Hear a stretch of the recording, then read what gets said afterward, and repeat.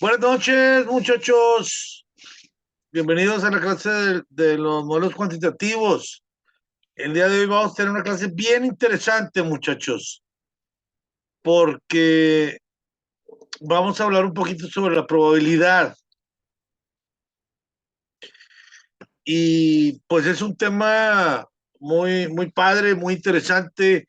Todos lo conocemos este, desde temprana edad y en las escuelas, los primeros años empezamos a hablar de las probabilidades. De hecho, el origen de la probabilidad, pues creo que reside en la necesidad del ser humano de poderse anticipar a los hechos y de predecir en cierta medida el futuro, de qué va a pasar. Sí, de esta manera, en su empeño por recibir patrones y conexiones en la realidad, pues nos enfrentamos constantemente al azar. O sea, tiene que decir que carece de un orden. Permítanme, están llegando compañeros y necesito admitir. Ahí está. Listo.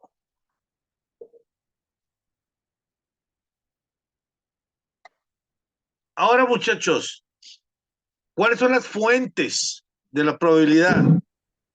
Creo que las probabilidades pueden estimarse a partir de las frecuencias relativas que se observan en un experimento controlado o también mediante el muestreo de un universo grande, pero finito, ¿sí? La probabilidad a priori, que es la previa, se deduce de la experiencia obtenida, sobre todo de la observación prolongada. Ahora, si me preguntan qué es la probabilidad, pues creo que el término de probabilidad proviene de la palabra probable, o sea, de aquello que es más posible que ocurra y que se entiende como el mayor o menor grado de posibilidad de que un evento aleatorio ocurra, ¿sí? Siempre esto expresado en una cifra entre uno, que es la posibilidad total, y el cero, que es la imposibilidad absoluta, o bien en porcentajes entre el 100% o el 0% respectivamente. Apagamos el micrófono. Listo. Permítanme, alguien viene en el chat. Listo. Ok. Bien, muchachos. Ahora, para poder obtener la probabilidad de un suceso, generalmente se determina la frecuencia con la que ocurre, ¿sí? De hecho, en experimentos aleatorios, bajo condiciones estables, podemos proceder a realizar algunos cálculos teóricos, pero para ello se sigue lo establecido por la teoría de la probabilidad. De hecho, una de las ramas de las matemáticas, sabemos que se dedica al estudio de la misma, de la probabilidad. Y esta disciplina es largamente empleada por otras ciencias naturales y sociales como disciplina auxiliar, ya que les permite manejar escenarios posibles en base a generalizaciones. Podríamos decir que el origen de la probabilidad pues reside en la necesidad del ser humano de poderse anticipar a los hechos y muchas veces de precedir en cierta medida el futuro. Así, en su empeño por percibir patrones y conexiones en la realidad, pues nos enfrentamos constantemente al azar y esta ya sabemos que carece de un orden, ¿sí? Ahorita vamos a ver ejemplos, tipos. De hecho, si hablamos de historia, un poquito las primeras consideraciones formales sobre la probabilidad provienen del siglo XVII. Podemos hablar específicamente de la correspondencia entre Pierre de Fermat y Blaise Pascal en 1654, o también a los estudios de Huygens en 1657 y de Quibella y de Juan Caramuel en 1649, que por cierto hoy en día se perdió el texto, pero sabemos que hubo conexión entre estas personas. Ahora, hay varios tipos de probabilidad, ¿sí? Por ejemplo, tenemos la frecuencial, que es aquella que determina la cantidad de veces que un fenómeno puede ocurrir, considerando un número determinado de oportunidades y a través de la experimentación. Tenemos también la matemática, que pertenece al ámbito de la aritmética, y esta aspira al cálculo en cifras de probabilidad de que de determinados eventos aleatorios tengan lugar a partir de una lógica formal y no de su experimentación. También tenemos la binominal, que es aquella que estudia el éxito o fracaso de un evento o cualquier otro tipo de escenario probable que tenga dos posibilidades de resultados únicamente. También tenemos la objetiva, que se denomina así a toda probabilidad en la que conocemos de antemano la frecuencia de un evento y que simplemente se dan a conocer los casos probables de que ocurra el mismo. Está también la subjetiva, que es la contrapropuesta a la matemática, ya que se sustenta en ciertas eventualidades que pues, nos permiten inferir a la probabilidad de un evento, aunque está alejada de una probabilidad certera o calculable. De ahí por eso se le llama subjetiva. Está la hipergeométrica, que es aquella que se obtiene gracias a técnicas de muestreo, creando grupos de eventos según su aparición. Está también la probabilidad lógica, que es la que posee como rasgo característico que establece la probabilidad de ocurrencia de un hecho a partir de las leyes de la lógica inductiva. Y por último, tenemos la condicionada, que es aquella que se emplea para comprender la casualidad entre dos hechos distintos cuando puede determinarse la ocurrencia de uno tras la ocurrencia del siguiente. Pero para entender un poquito más, vamos a ver algunos ejemplos, ¿sí? De hecho, la probabilidad se encuentra continuamente en nuestro alrededor. Por ejemplo, los ejemplos más obvios tienen que ver con los juegos de azar. Los dados, por ejemplo. En este es posible determinar la frecuencia de aparición de cada cara a partir de una serie continua de lanzamientos del dado, o también puede hacerse inclusive con la lotería, aunque ello exige cálculos eh, muy grandes o enormes que virtualmente los hace imposibles de predecir. De hecho, también lidiamos con la probabilidad cuando consultamos el pronóstico del tiempo, ¿sí? Y se nos advierte un cierto porcentaje de probabilidad de lluvia, dependiendo de la cifra, pues va a ser más o menos probable que llueva, pero podría ocurrir a lo mejor que no suceda, que no llueva, dado que se trata de una predicción y no de una certeza. De hecho, si lo vamos a las matemáticas, hay una fórmula para poder calcular la probabilidad, y es que el cálculo de las probabilidades se lleva a cabo según una fórmula que nos dice que la probabilidad es igual a los casos favorables entre los casos posibles multiplicado por 100. ¿Por qué multiplicado por 100? Para poderlo llevar un porcentaje, ¿sí? Entonces recuerden, probabilidad igual a costos a los casos favorables entre los casos posibles. Y luego lo multiplicamos por 100 para sacar un porcentaje.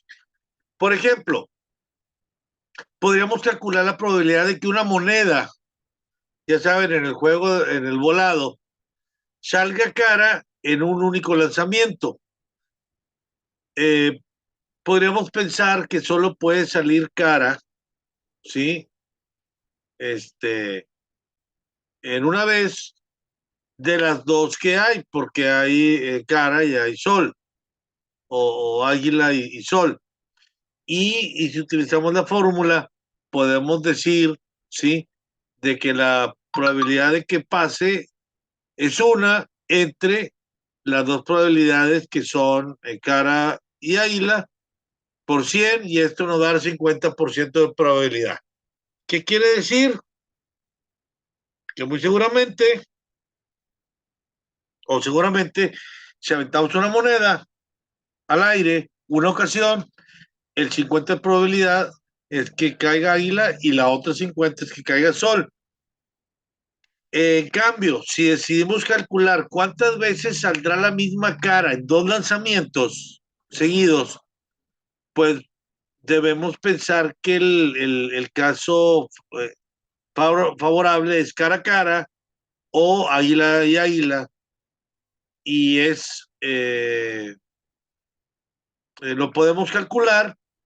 Uno, que es la que de cuatro lanzamientos nos va a salir, es uno, que es la probabilidad que nos salga, por ejemplo, águila, entre cuatro, que son el número de lanzamientos, multiplicados por 100, nos va a dar el 25% de probabilidad.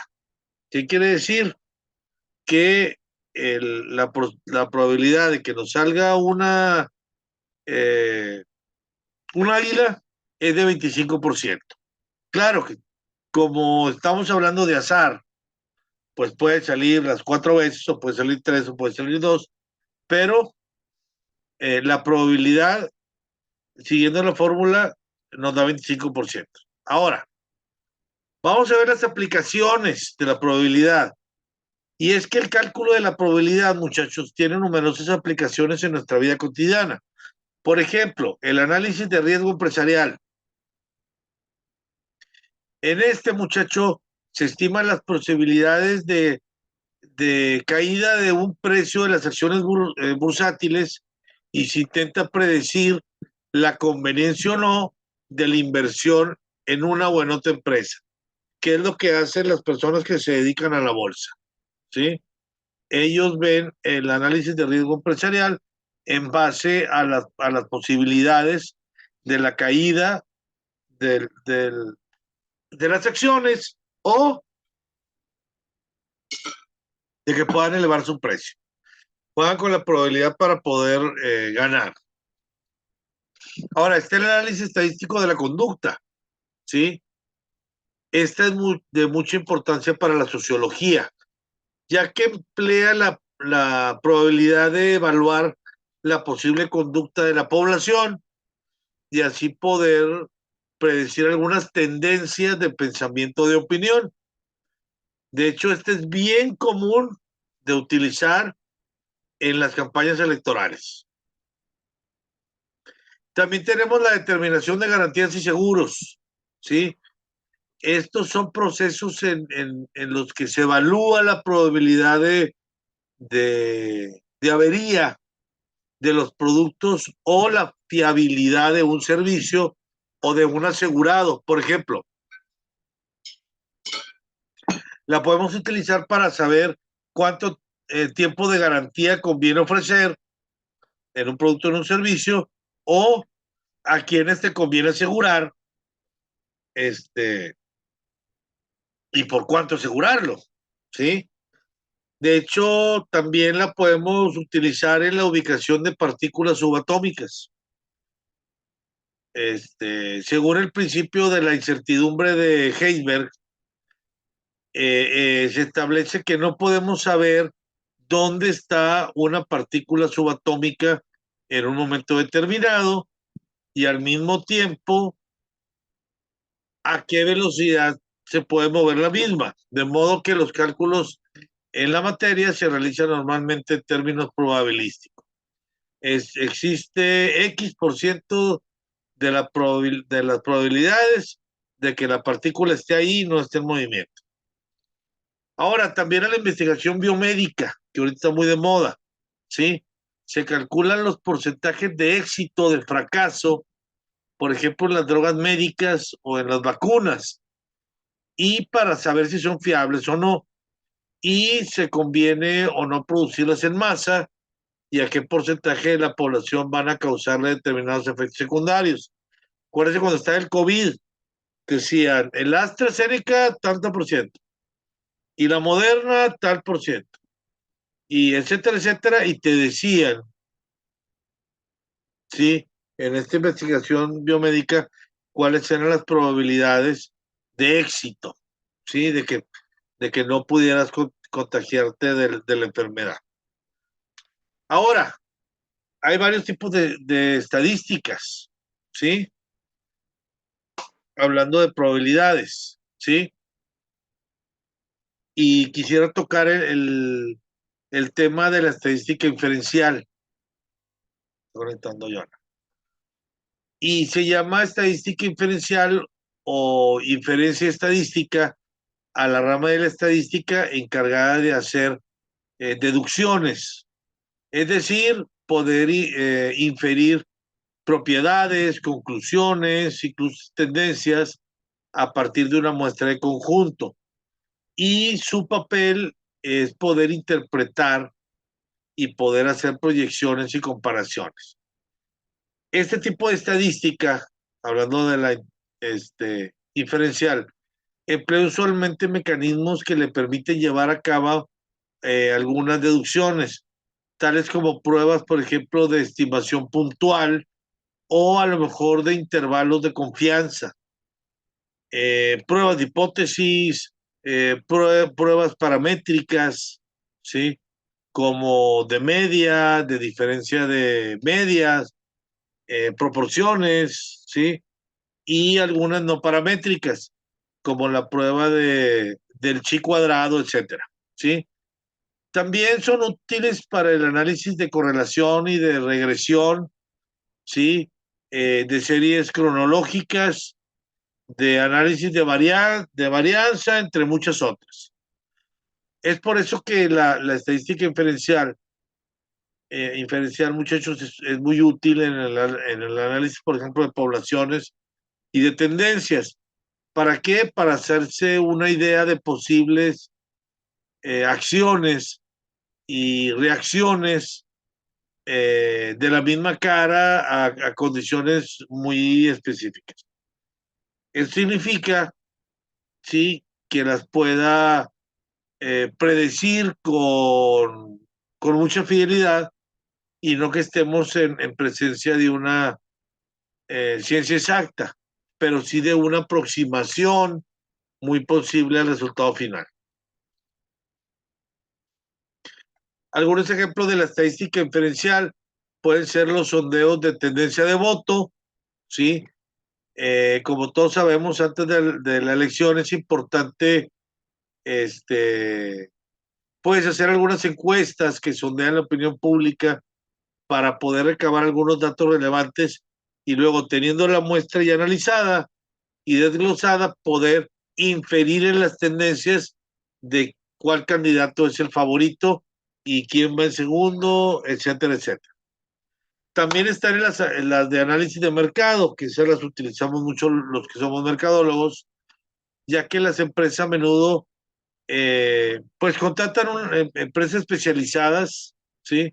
Para que analicen sus nichos de mercado a través de diversas herramientas estadísticas y diferenciales, así como encuestas, inclusive algunos focus groups, a partir de los cuales van a deducir qué productos prefiere la gente en qué contexto y cuáles son las probabilidades de que tengan éxitos en el mercado.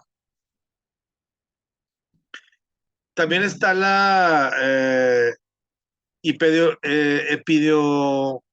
ay, se me fue, epidemiológica médica, ¿sí?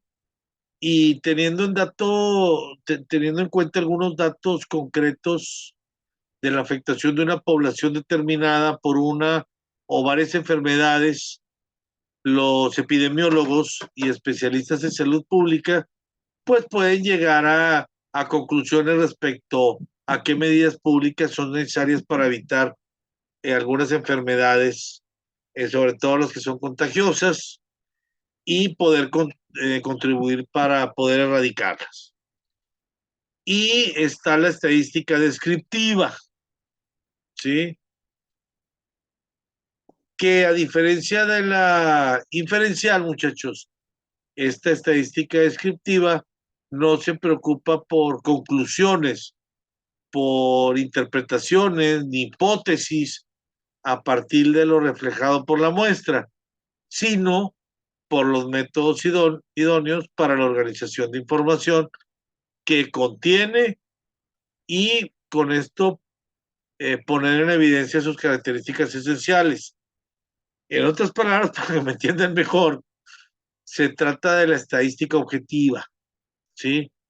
La cual está comprometida con presentaciones de datos textuales, gráficas, por cuadros y las operaciones matemáticas que nos pueden ayudar para aplicarse y obtener mejores márgenes de datos, nuevas informaciones o algunas frecuencias, inclusive algunas variables exactas. Esto es en sí, muchachos, lo que podemos hablar de la probabilidad. Podemos hablar también de cartas, de dados, de maquinitas, tragamonedas, etcétera, etcétera. Pero eso lo vamos a ver un poquito más adelante. Inclusive les voy a platicar un poquito sobre la ley que permite, que juegos de azar permite, porque viene más adelante el tema de juegos de azar, cuáles son permitidos, cuáles no, cuáles son las leyes, cuáles son permitidas o no, etcétera, etcétera. Muchachos, ¿alguna duda? Por existe la probabilidad de que no hayan entendido.